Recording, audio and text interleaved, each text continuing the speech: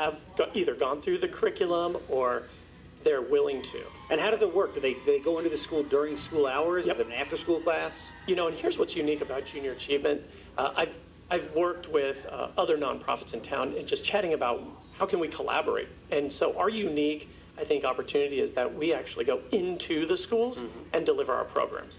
Where some other organizations, they say, you know, we may deliver programs to our kids, but they have to go after school, somehow get transportation to get to our place, and then we can help them.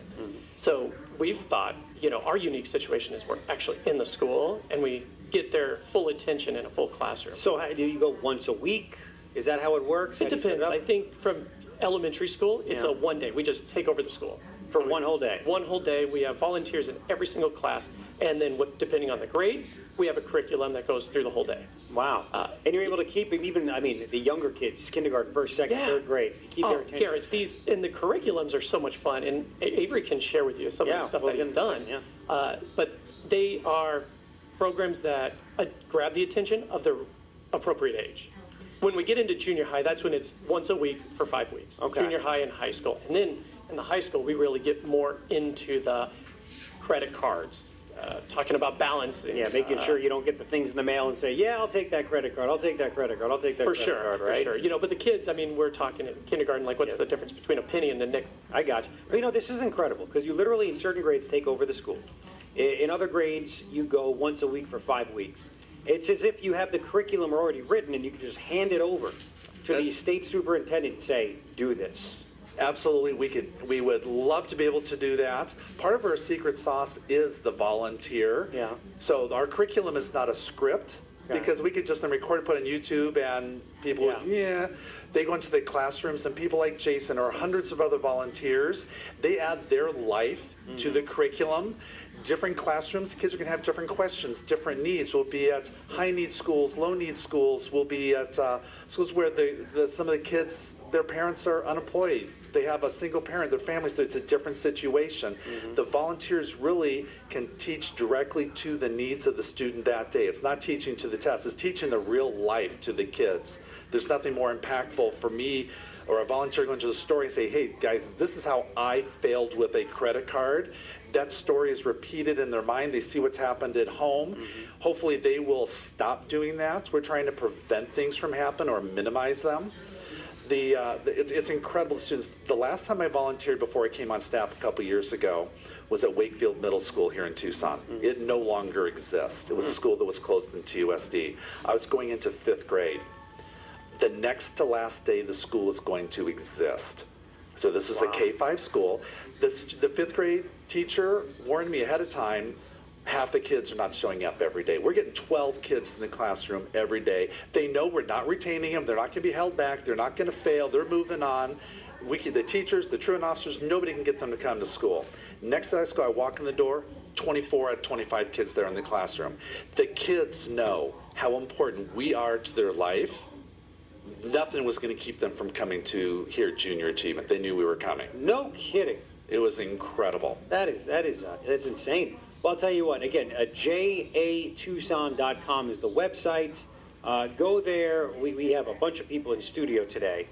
We have Jason, we have Chuck. We'll talk to Avery in a second. But before, because Avery's in sixth grade. Sixth grade. Sixth grade. He told me 6th grade, but 7th grade math. He's showing off, which is good.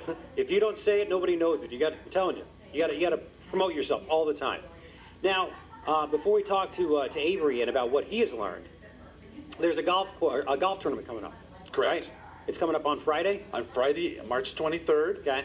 And it's up at La Paloma. It's part of our fundraising that we do. As I mentioned, we're not free, so people do it to tax credits, but also our golfers raise a lot of money. They come in, they pay their fees, they have a great day, there's some wonderful gifts, and they know that they're impacting the students. We'll have some students there for the golfers to be able to meet, talk to, hear their story as to why what they're doing is critical to the future of Tucson. Okay, so it's going to be at La Paloma, Friday, March 23rd. I'm assuming it starts early.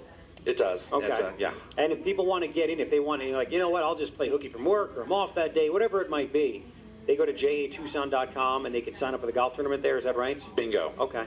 And then it's just, again, you told me there was an auction. Even if you don't want to play golf, you can go afterwards.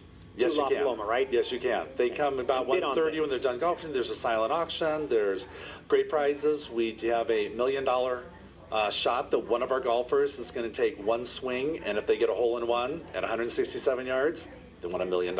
Really? Yes. One golfer. One golfer take one swing. It's a great. We build it up. We have the drone cameras out there to film it. No pressure.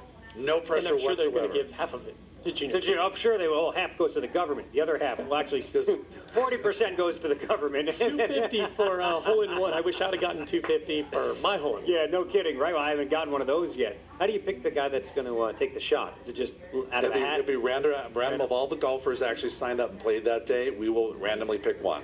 Wow, very cool.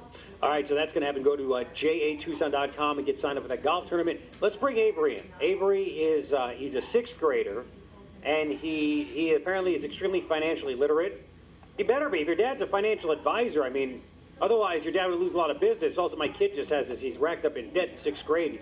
He has 14 credit cards, owes $55,000, and he's not even 14 yet. I mean, no. So you, Avery, you are financially literate. I mean, what exactly makes you financially literate? What have you learned from Junior Achievement?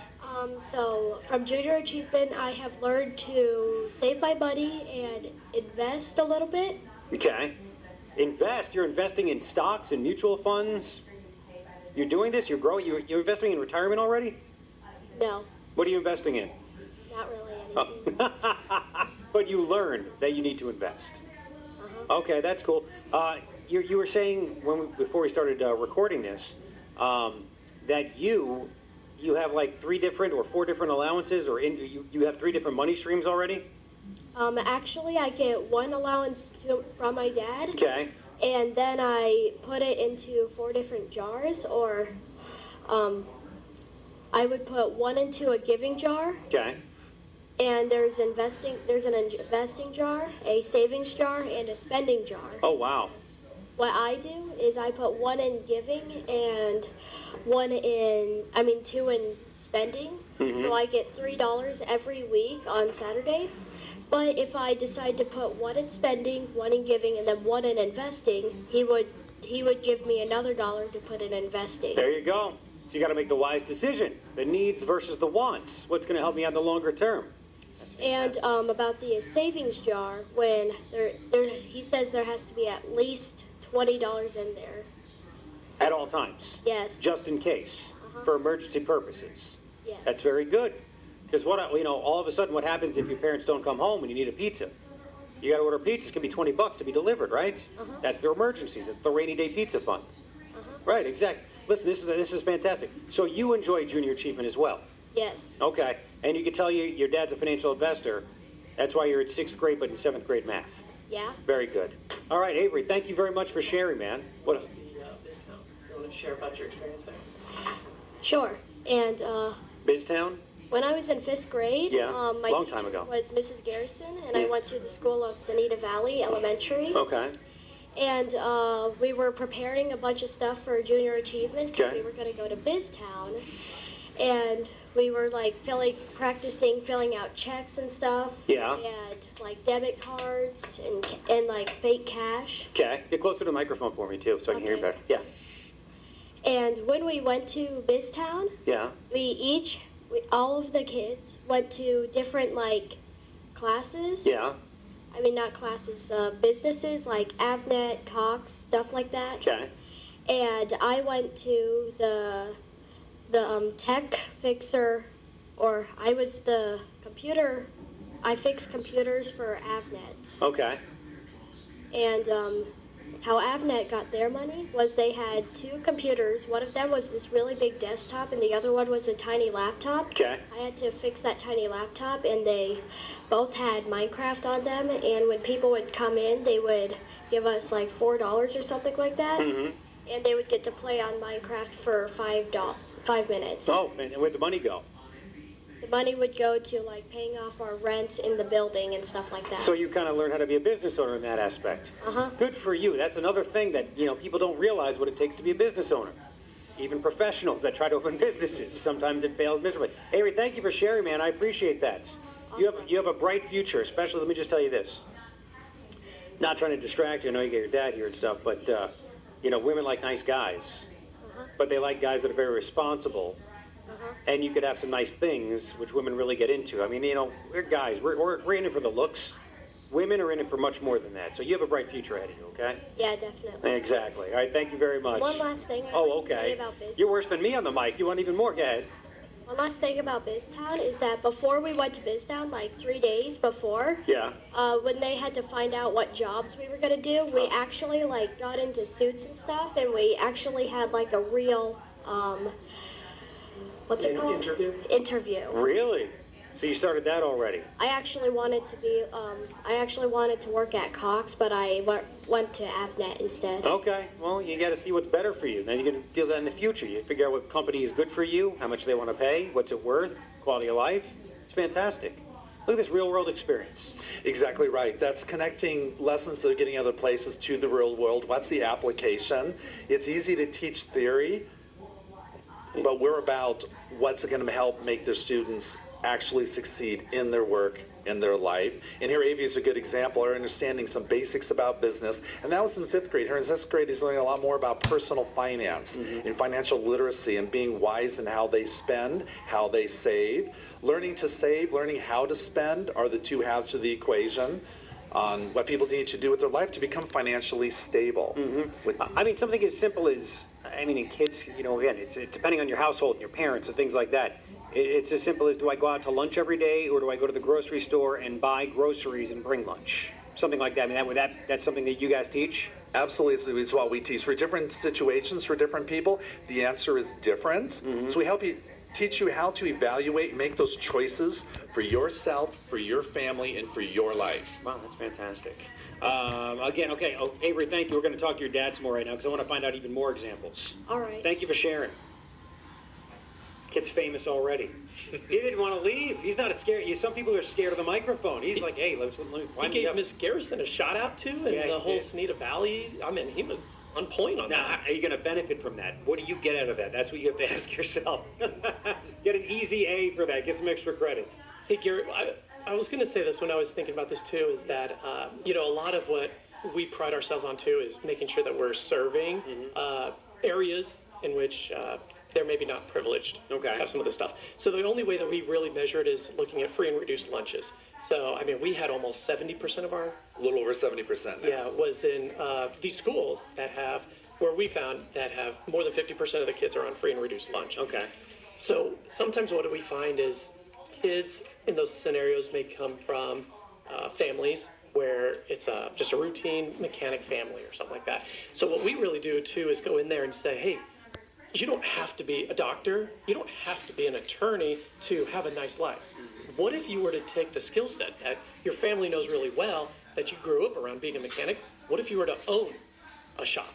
And so we teach them we really kind of build out their vision, if they will, in life, and just give them this hope, sort of, is what I'm hoping, is to say, maybe I don't have to go and become this doctor, which they can't really see because nobody else in their families. But hey, guess what? Maybe I'll own my shop.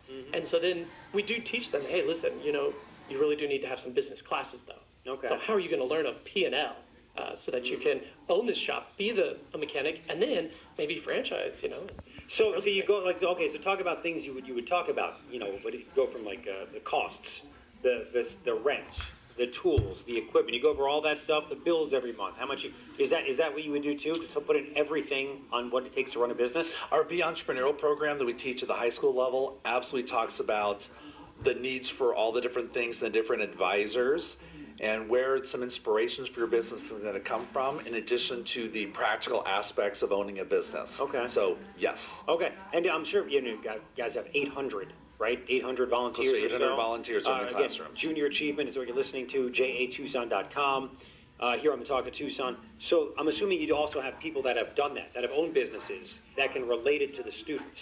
Hey, I did it, you can do it. If I did it, you can do it, and here's how I did it, right?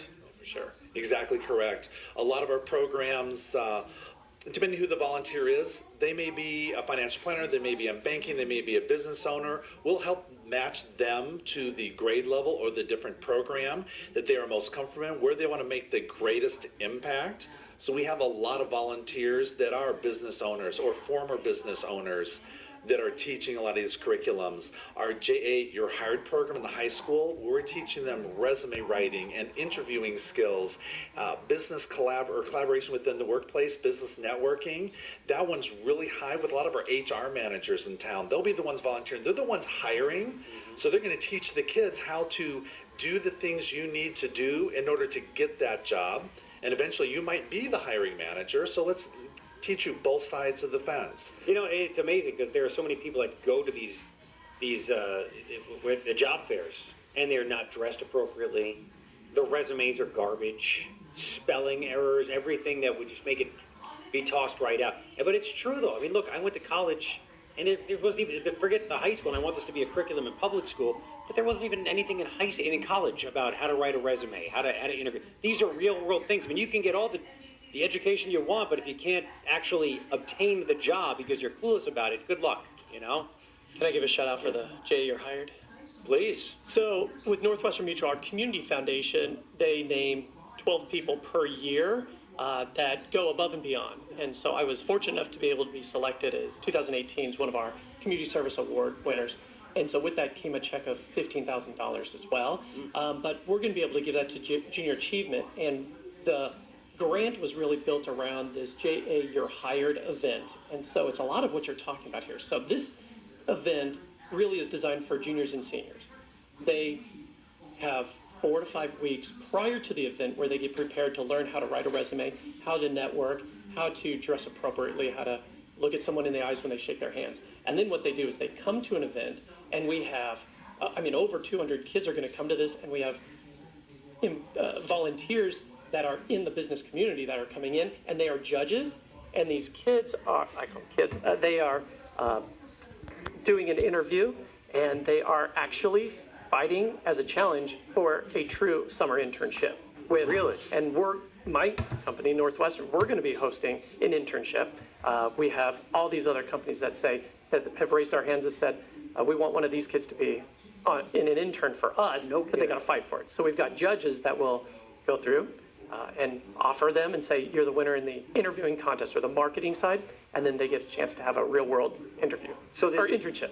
So this JA You're Hired, is it for any junior or senior that goes to high school, or is it only schools that you've gone to? What if it's somebody's listening and they go, well, JA didn't go to my kid's school, but I want my kid to go through that and try it? This is only for the students that are going through the high schools that we're at in their programs, and this is where the waiting list comes in. Yeah. We have a number of high schools that are begging us to be at the school. It's simply, we're restricted by financial resources. Yeah. If I doubled my funds, I would almost triple the number of students that we could serve.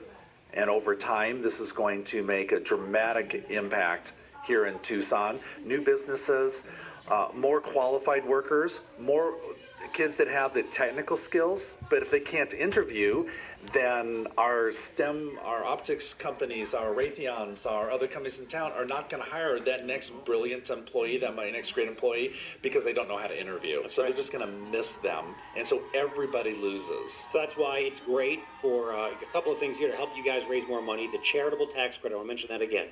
The charitable tax credit, where you, even if you're getting money back, just you talk to your accountant, do your taxes, whatever it is, make sure if you're married, you can give up to $800 of the taxes you're already going to pay and direct it to an organization like Junior Achievement of Tucson. If you're single, up to $400.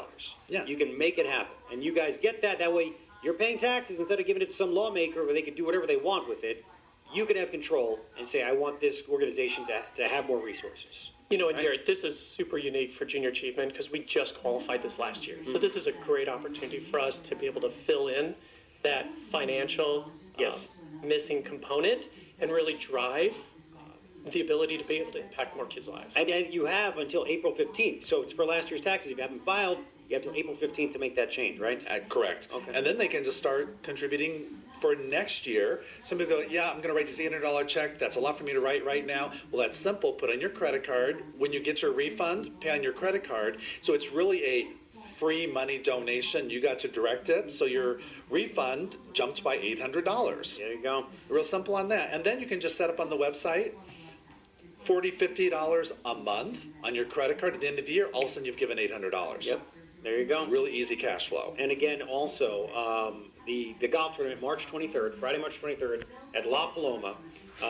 You could play golf, you pay to do that. The funds go straight to JA Tucson. You can also not play golf and show up afterwards for the silent auction. Right? Exactly correct. Guys, thank you so much for coming in. Find out where Junior Achievement does great things. They teach people to be able to take care of themselves, which is what we need, and less reliance on everybody else and the government. It's fantastic. All right, listen, Chuck, Jason, thank you guys for coming in. Find out more. Go to jatucson.com. Start it up. This is 93.7 KRQ.